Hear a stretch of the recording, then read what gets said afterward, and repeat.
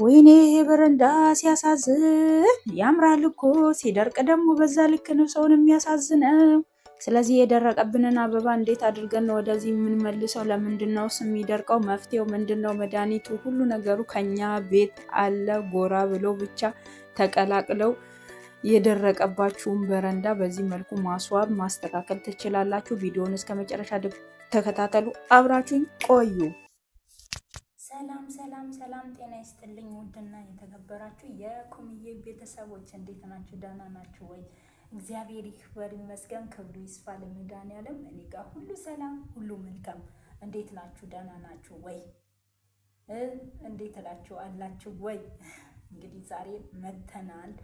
የዛሬ አበቦቼ ነገ ፍሬዎቼ በማለት ላይክ እና ሼር ሰብስክራይብ በማድረግ ቤተሰብ ይሁኑ ስንል ጋብዞኖታል እና ጋብዣችኋለሁ። አሁን እንግዲህ እንደምትመለከቱት መጀመሪያ ያያችሁት የመግቢያው ቪዲዮ መግቢያ አይታችኋል አይደለ? አበባ ያለ ሰው ያለ እንክብካቤ በደቂቃ እንደሚበላሽ ነው የምነግራችሁ። በቃ ብዙ አመታትን ሊቆይ አይችልም አበባ ማለት ነው። በ15 ቀን ልዩነት ውስጥ ያለውን ሙሉ በሙሉ ነው ማሳያችሁ። የዛሬ ርዕሳችን ይሄ ነው ማለት ነው። እንዴት አበባ በምን ጊዜ ቶሎ ብሎ የመድረቅ አቅሙ፣ ይህ በረንዳ ላይ ያለውን አበባ ላሳያችሁ ነው የመጣሁት። እኔ ዛሬ ከተማ መጥቼ ነው ማለት ነው። ኦልሬዲ ጨርሻለሁ አጽድቼ። አሁን ጉዞዬን ወደ ገጠር ላረግ ነው። እናንተ ደግሞ ቪዲዮን ትመለከታላችሁ ማለት ነው። እዚህ ነው የመጣሁት እና ስለዚህ የከተማውን በረንዳ አበባ ሲደርቅና እኔን ሲያጣ ምን ይመስላል የሚለውን ነው ምናየው ይሆናል ቪዲዮውን።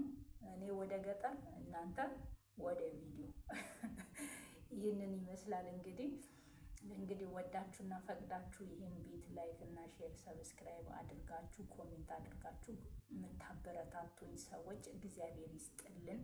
እኔ ሌላ ምለው ነገር የለኝም ከዚህ በስተቀር እና አመሰግናለሁ ስል ምስጋናዬን ዛሬም ነገም አመሰግናችኋለሁ። ግን ዛሬም ነገም ደግሞ እናንተ ላልደረሰው ሰው እያዳረሳችሁ ህልሜን ታውቃላችሁ፣ ምኞቴን ታውቃላችሁ። ስለዚህ እኔ የአበባ ኢንቨስተር መሆን ነው የምፈልገው። አያችሁ አበቦችን ተክዬ ኢንቨስተር መሆን ፈልጊያለሁ። እና እንግዲህ እኔ የምፈልገው አርሶ አደር ሆኜ በቃ ኑሮ ውድነትን መቅረፍ ነው የምፈልገው። እናንተም ደግሞ በዛ ልክ ላይክ እና ሼር ሰብስክራይብ እያደረጋችሁ ይሄንን ቤት ይሄንን የኩሚን ቻናል በፍጥነት በደቂቃ አሳድጉት የምር እናላችኋለሁ። የዛሬው ርዕሳችን ይሄ ነው። እንግዲህ እናንተም ቪዲዮውን ተመልከቱ። እኔም ወደ ቤተሰቦቼ እንግዲህ በዚህ መልኩ መጀመሪያ መቀስ ይዤ በመቀስ እያንዳንዱን እንዳለ ማለት ነው። በጣም ደርቋል። የደራረቁትን በስነ ስርዓት በመቀስ ቆራርጬ አወጣለሁ፣ አጸዳቸዋለሁ ጽድት ማለት ነው። እና በጣም ጦልጓል። በ15 ቀን ልዩነት ማለት ነው እንደዚህ ነው። እና አበቦች ማለት ነው ከሰው አይተናነሱ። እውነት ነው የምላችሁ። እንደዚህ ውብ ሆኖ ደምቆ አምሮባቸው የሚታዩት ምንድን ነው? እናንተ ልክ እንክብካቤ ስትሰጧችሁ ማለት ነው። ልክ እንዴት ነው እኛውን ሳንታጠብና ስንታጠብ ንጽህናችን ስንጠብቅና ሳንጠብቅ እንደዚህ ናቸው አበቦች ማለት ነው። እና እኔ በጣም ከመውደዴ የተነሳ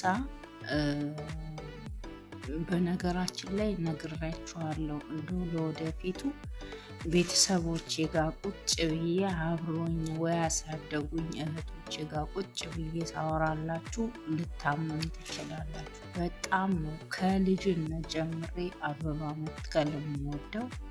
እንደዚህ በቃ አበባ ነገሮችን በጣም ነው የምወደው። በቃ እንደምን እንደሆነ አላውቅም።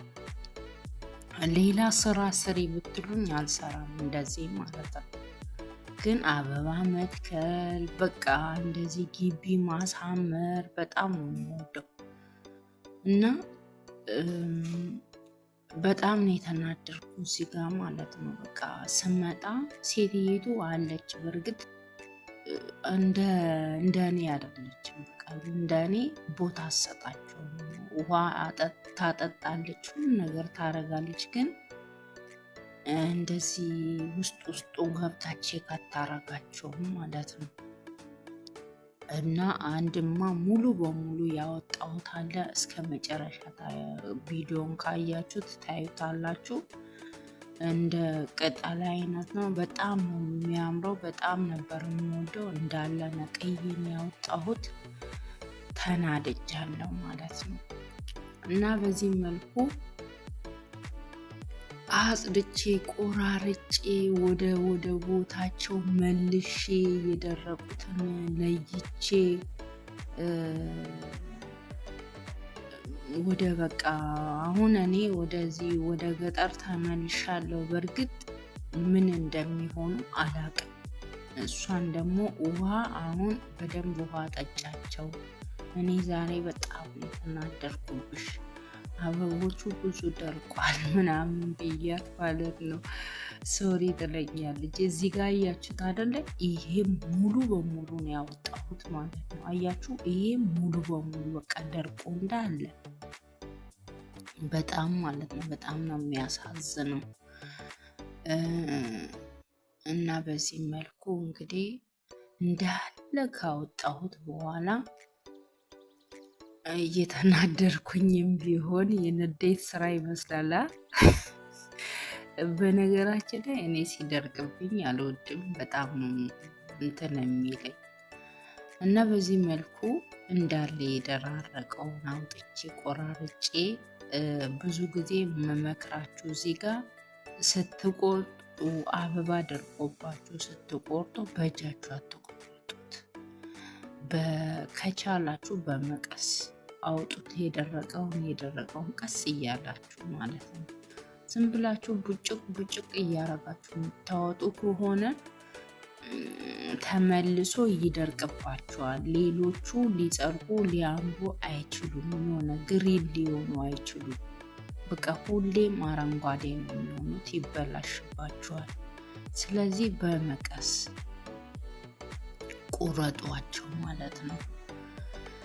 እና በዚህ መልኩ እንግዲህ አሁን ጠረጋ ጀምሬያለሁ ማለት ነው። ይህን ሁሉ ካወጣው በኋላ እኔ ወደ 1 ሰዓት ከ1 ሰዓት በላይ ነው እንትን ያልኩት። እኔ ቪዲዮን ቆራርጬው ነው እንደምታዩት፣ እንዳለ ቪዲዮን እያሯሯጥኩት ነው እየሰራው ያለሁት። እሱም ደግሞ 3 በረንዳ ነው ያለኝ። 2ቱ ደህና ናቸው። ይሄ በረንዳ ነው በጣም የተጎዳው ማለት ነው። እነዛኞቹ አንደኛ ለአይኗ እንትን ናቸው። የምትሰራበት ቤት ውስጥ ቢሮ አለ። እዛ ጋር ቁጭ ስትል ስለምታያቸው በየጊዜው ውሃ ታጠጣቸዋለች፣ ትዝ እያላት ማለት ነው። እነዚህኛዎቹ በረንዶቹ ደግሞ በዚህ ሳይድ ስለሆኑ ሳሎን ብዙ ጊዜ ስለማትቀመጥ ሰው ስለሌለ ትረሳቸዋለች ማለት ነው። እና አሁን ከዚህ ቀጥሎ በጀርባ በኩል ያለው በደንብ አይታይም። እሱ ሙሉ በሙሉ ነው የደረቀ፣ ሙሉ በሙሉ ነው ያወጣሁት። በጣም ነው የተናደርኩባት።